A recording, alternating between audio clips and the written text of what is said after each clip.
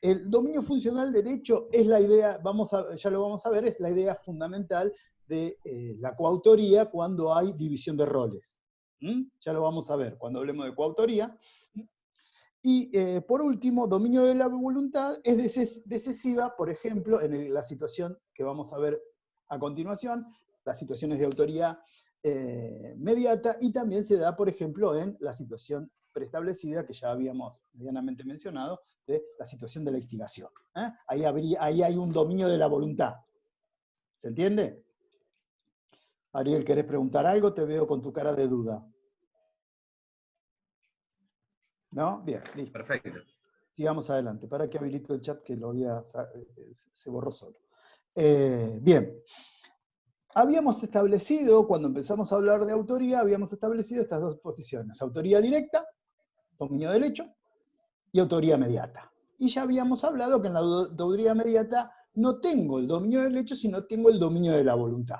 Ahora, esta autoría mediata tiene que tener algunas características para poder pasar este tamiz.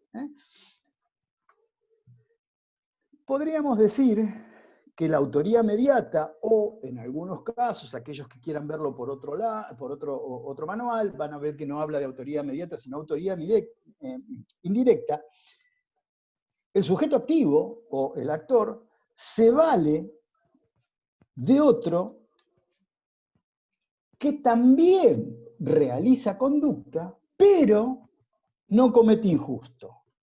Ya sea esta situación porque actúa sin tipicidad objetiva, ya sea que esta persona actúa sin dolo o actúa justificadamente. Ustedes van a observar que... Perdón, estoy viendo a Mauro. Ustedes van a observar que en el manual de Zaffaroni trae ejemplificación a esta situación en particular. El ejemplo, me voy a servir para no hacerlo muy largo, es, voy a utilizar o voy a tomar aquella persona, que la persona interpuesta, realiza conducta, pero esa conducta es sin dolo. El ejemplo de la manualística, también que viene en todos los manuales y demás, es aquella representación. Hablan de una representación teatral que todas las noches un sujeto, de forma actoral, mataba a otro con una bala de fogueo. Una tercera persona, a quien tenía algún inconveniente con esta persona, este actor que moría todas las noches en esta representación total, decide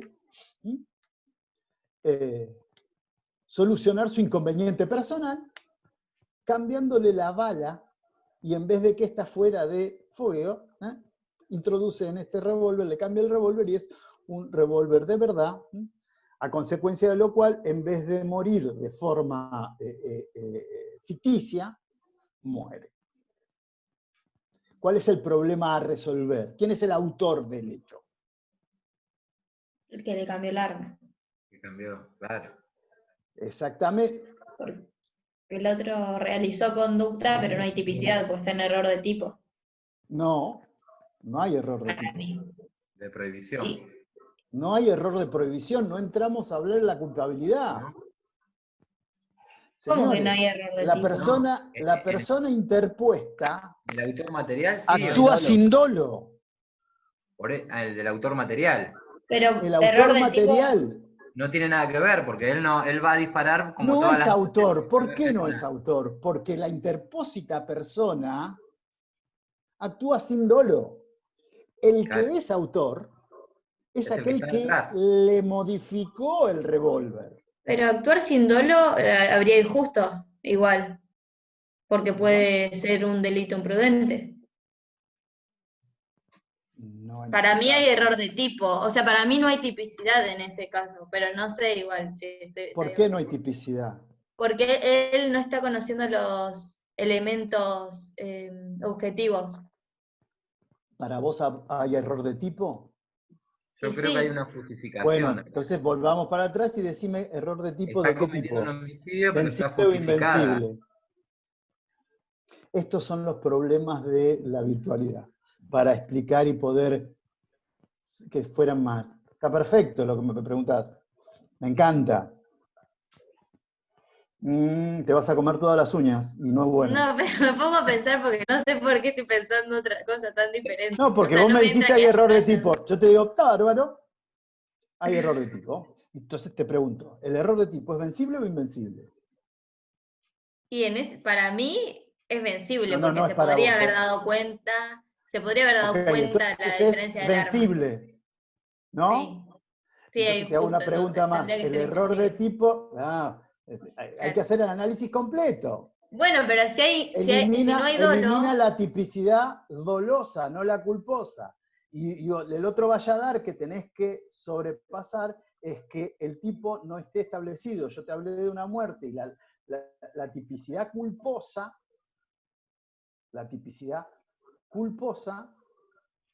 no está.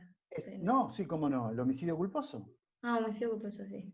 Ah, Perdón. bien. Se me va de la cabeza porque no entiendo No, que no pará, haya dolo. está bien. Hasta ahora le dirigimos el reproche al señor que efectuó el disparo, ¿no? Y no previó las consecuencias, porque previamente vos le podrías seguir, no previó de ver si ese revólver ese día, después de haberla hecho las representaciones varias veces, estaba modificado o no. Pregunta. Y el que modifica, y hasta ahora que el señor que mutó el revólver, ¿qué le decimos? Váyase, no tiene nada que ver. No, ese sí. Ese ¿Y sí es ese sí que responsable. es? El autor. Pero yo no entiendo por qué no Ah, hay dolo. O sea, yo entiendo que es autor mediato.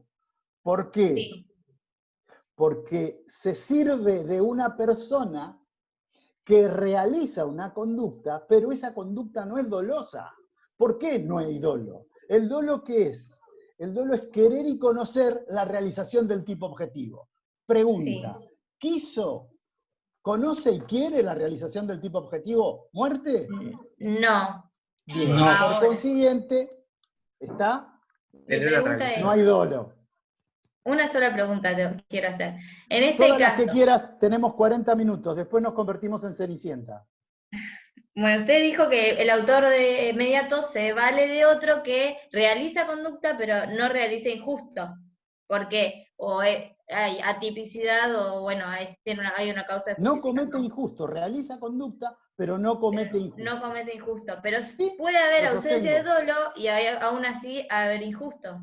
Sí, No pero no es entiendo. en este caso. Y tenés que pasar, tiene que darse la situación de que nos encontremos en un error de tipo y que el error de tipo sea vencible después de haber pasado el error de tipo vencible, poder establecer que la conducta a título de culpa está específicamente establecida. No nos olvidemos que los tipos culposos en nuestro Código Penal son números clausos, están específicamente determinados. ¿Está? Bien. Bueno, ¿Puedo seguir? sí, sí. No estás muy convencida. No, pero no importa, o sea, está bien. No te va a hacer toda la clase para mí, así que siga que lo voy a leer. Pero, a ver, no tengo No, no, problema. no. No, está Bueno, bien. ese es un caso típico. Otra es la posibilidad de que esta persona actúe sin tipicidad objetiva o que la persona interpuesta actúe justificadamente. ¿Está? Podríamos decir que la autoría mediata es, vuelvo a hacer el concepto, de esta situación de que se dan situaciones en las cuales el autor se encuentra, como bien dice Donna, el autor detrás del autor. El autor está detrás de quien materializa. Tengo que hacer una salvedad que se las pueden preguntar también respecto de esta diferenciación entre dominio del hecho y diferenciación entre autoría inmediata y autoría directa, es la que elaboró Roxin, tendiente a explicar cómo se materializa la autoría cuando hay un aparato organizado de poder y es quien da directivas tendientes a la realización de actos criminales. Por ejemplo, lo que desgraciadamente pasó en nuestro país a partir del año 1976. Y ahí establece Roxin que en los casos de aparatos organizados del poder, la teoría del dominio del hecho, en realidad lo que viene, sufre una inversión, cambio.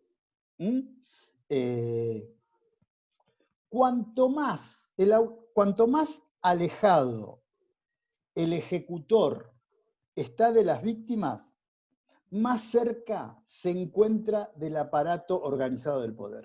A ver, para que quede claro. Una persona, estamos en terrorismo de Estado, las juntas militares se sentaban y ordenaban la muerte de determinada persona. Y se servían de distintos estamentos tendientes a que ejecutaran esa orden. ¿Se entiende? Es autor mediato el que dispuso la muerte con independencia del ejecutor, que generalmente el ejecutor de la orden estaba en un rango eminentemente inferior, muy por debajo, y el que disponía, en la más de las veces, no conocía quién ejecutaba la orden. ¿Se entiende? Pero ahí está el debate y la discusión de la obediencia debida también. Esa es otra situación en particular que la debes haber visto como causal de justificación o causal de inculpabilidad. ¿Está? Sí. Pero eso es para no direccionar el reproche a el que cumplió la orden, con toda la teoría del poder de revisión de una orden eminentemente antijurídica. ¿Está? Hay algunos, Sansinetti, cito, que establecen que el poder de la revisión del cumplimiento de una orden emanada eminentemente antijurídica nunca va a dispensar el reproche que se le dirige a quien ejecuta una orden antijurídica. Yo estoy hablando que es una excepción a la teoría del dominio del hecho, porque si nos quedamos con la teoría lisa y simple del dominio del hecho, es aquel que apretó el gatillo, y vamos a dejar libre de culpa y cargo, hablando mal y pronto, a aquella persona que dispuso esta inversión específica del dominio del hecho, sirve para poder, desde el punto de vista dogmático, direccionarle un reproche a aquella persona que dio la orden. Bien. Nosotros sabíamos, y con esto cierro, nosotros habíamos visto que podía darse la situación de que hablábamos de autoría y hablamos en varias oportunidades de coautoría. ¿Cuándo se da la situación de la coautoría? Se da cuando concurren en el hecho varios autores. ¿Está? Cada uno de ellos, por ejemplo, la coautoría homogénea, cada uno de ellos realiza la conducta típica. Algunos hablan de coautoría homogénea o coautoría concomitante. Cada uno de ellos tiene el dominio del hecho.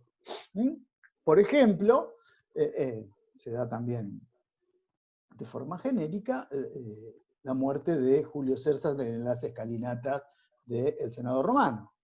Cada uno de los senadores tenía el dominio, fue introduciéndole un puñal hasta matarlo. Pero generalmente no se dan todas las situaciones de esta manera, ¿no? Siempre la coautoría es una coautoría concomitante o homogénea. Pueden darse los casos en que haya una división en cuanto a las tareas a realizar y toda esa empresa sea una empresa criminal. Entonces, En ese caso, también lo habíamos visto hace un rato, se dice que cada una de aquellas personas que cumplen este tipo de funciones o roles tienen el codominio funcional del hecho. ¿Mm? Cada uno de ellos, de los autores, bien digo, realiza un aporte de tal naturaleza que conforme al plan concreto, sin ese aporte que han realizado, el hecho no podría haberse llevado a cabo sin ese plan. Y voy a servirme de nuestro compañero Ariel para dar un ejemplo, y voy a volver a las películas. No sé cuántas hubo, pero recuerdo, vi la primera, creo. La Gran Estafa. Que son varias personas que quieren, si no me equivoco, díganme si el film se me trasvasó en la cabeza, ¿eh?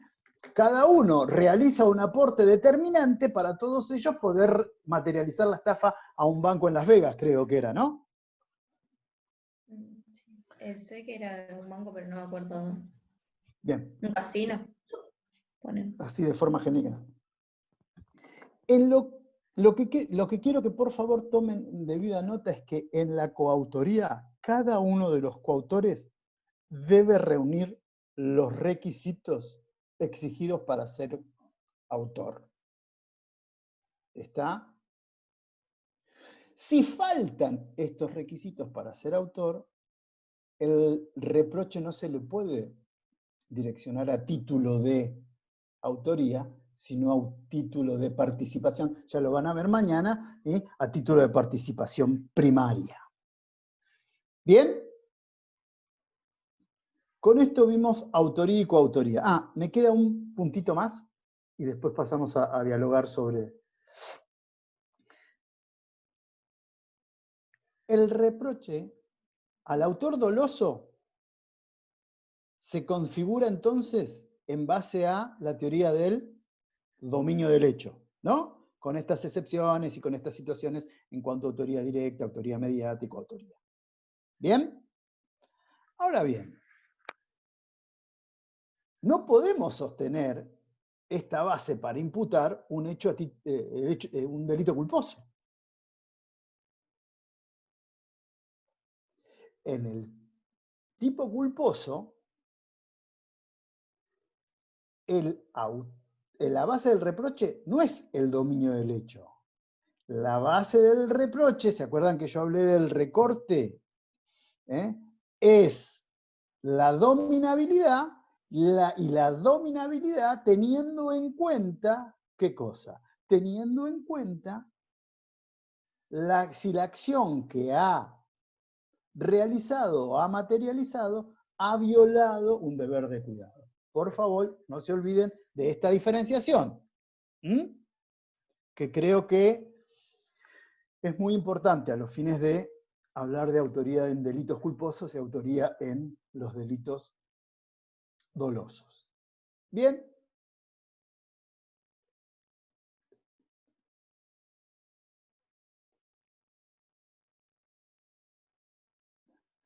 A ver, Eugenio, ¿dónde estás? La pregunta, en el caso de que, sí, por ejemplo, en los delitos de propia mano, ¿está bien, Eugenio, lo que decís? ¿Por qué? Porque le falta una calidad determinada al sujeto activo. ¿Entendés? Bien el ejemplo. Bien el ejemplo. Vos fijate que el 119, tercer párrafo, requiere la realización de acceso carnal o situaciones análogas. ¿Está? Por ejemplo, es el caso típico de aquella persona que retiene a alguien para que otra la acceda. Autor es el que accede. La otra persona es partícipe en un hecho ajeno. ¿No está el autor de determinación? ¿Puede ser? Sí, Que es como lo el que instigador. comúnmente la mayoría de los... A ver... Sí, por eso y por eso el reproche, perdón, Josefina, quiero terminar con Eugenio. Sí, sí, sí. Por eso el reproche que se le dirige tiene la misma intensidad que el autor. El autor de determinación, por ejemplo, la mayoría de los autores lo trata como un caso de autoría inmediata. ¿Está? No sería como un instigador. No, es específica. La mayoría de los autores tradicionales lo traía, hablaba de la determinación diciendo que era una forma de instigación, pero Zaffaroni me parece que de forma muy adecuada trata la situación de la determinación sobre la base con la explicación de la autoría inmediata. Bueno, Eugenio, ¿está bien o querés qué?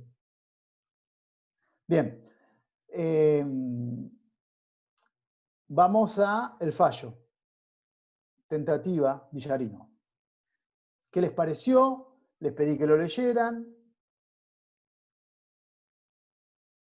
Todos sabemos sobre qué va. Ya a esta altura calculo que habla de por qué se le direcciona el reproche y cuál es la intensidad del reproche para aquella persona que ha cometido un delito tentado. Sobre todo porque nuestro Código Penal dice la pena se reducirá de 1/3 a la mitad. Y la situación sobre la cual opera es bastante amplia, teniendo en cuenta, una cosa es tomar la mitad del mínimo y otra cosa es tomar la mitad del máximo. Van a ver que va a depender del tipo penal específico sobre el que se trate. Por ejemplo, el delito se puede transformar en excarcelable o no excarcelable, y algunas otras situaciones más. Por eso deviene la importancia. Pregunta. ¿Qué les parece? ¿Necesitan alguna explicación? Habíamos quedado en esa sintonía, ¿no es cierto? No estoy Sí. sorprendiendo a nadie. No, no.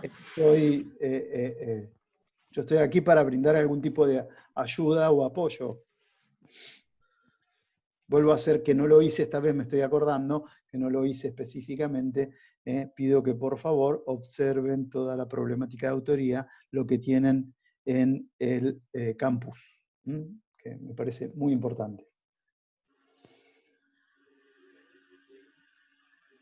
Y que por a veces siento la necesidad de decírselos, están grabando, o sea que me quedo más tranquilo.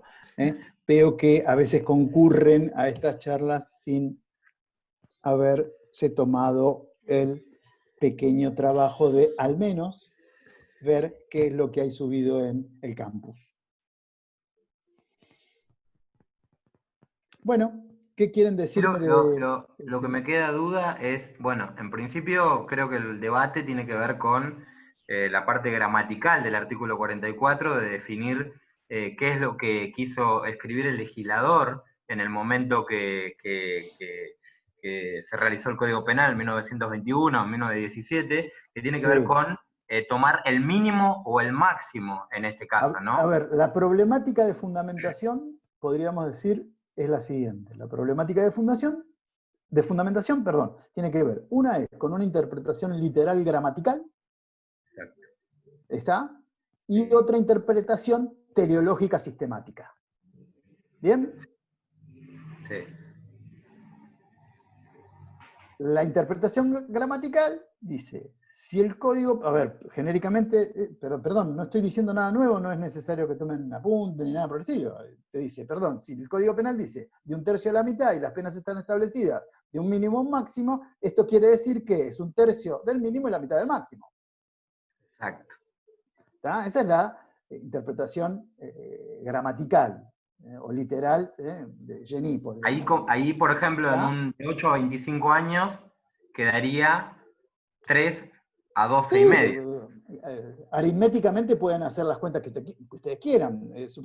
Suponte, a ver, siempre se toma, por ejemplo, penas que van de 5 a 15, si hablo de un tercio de 5 será 1 y pico, o casi 2, y la mitad de 15 es 7 y medio.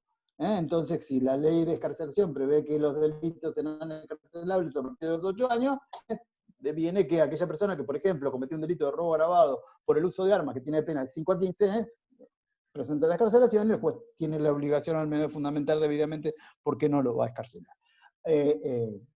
Ahora, desde el punto de vista teleológico sistemático, hay los que sostienen esa situación en particular, es que se le dispensa una minoración de pena, pero esa minoración de pena siempre tiene en cuenta como base el reproche de forma integral.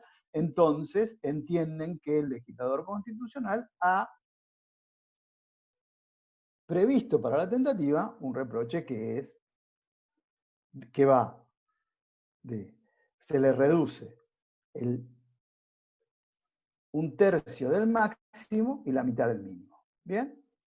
Ustedes ya a esta altura, la mayoría sabe cómo terminó, porque al menos aquellas 2 o 3 de los 23 que están todavía, saben cuál es la postura que ha triunfado. ¿Mm? Profe, yo tengo una duda con respecto a eso. O sea, más allá de que haya ganado esta postura la mayoritaria del tercio de primero, sería un tercio del máximo y después reducir la mitad del mínimo, no queda absuelto de problemas, porque había un argumento de la parte minoritaria que decía que quedaría como la tentativa de homicidio simple tendría una escala mayor que la de delitos más graves como la de homicidio calificado. ¿Qué pasa con eso? Bueno, mirá, es una pregunta intrasistemática, podríamos decir, porque hoy por hoy es uno de los motivos por los cuales todo el mundo considera que el Código Penal ha perdido su lógica debido a la cantidad. Creo que el doctor Ricker lo ha hablado con ustedes ya en alguna de las clases, ¿cómo se llama?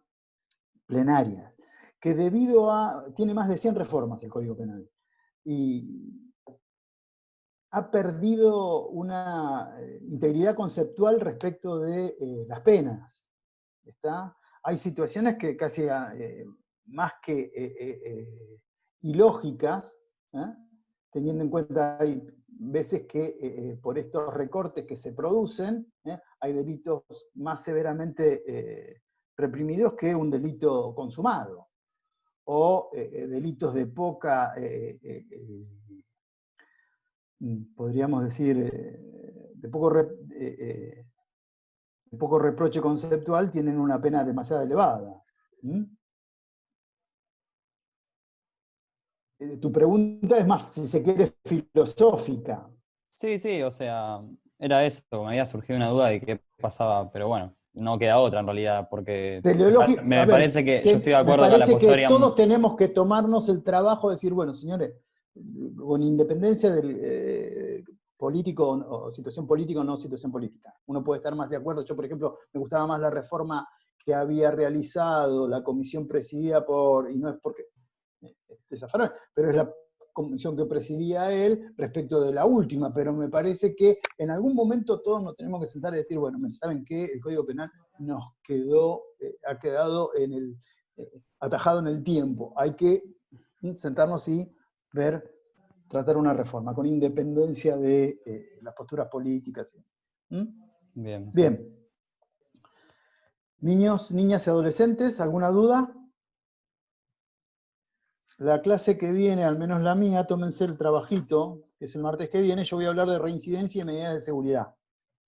No les doy nada para el fin de semana, porque perfecto. No han participado demasiado, veo que muchos no han leído. les pediría que si llega a ser por allá por 24 o 25 de julio, no, 25 de julio no puede ser, 24. es sábado, pero el 24 si es, punto suposición, si es, no lo doy ya como, yo les diría que Es se mejor el pongan a tiro. 27, que es lunes. Así repasamos bien el fin de semana. Mirá, tuvieron una semana para leer Villarino y no ha pasado así, no sé por qué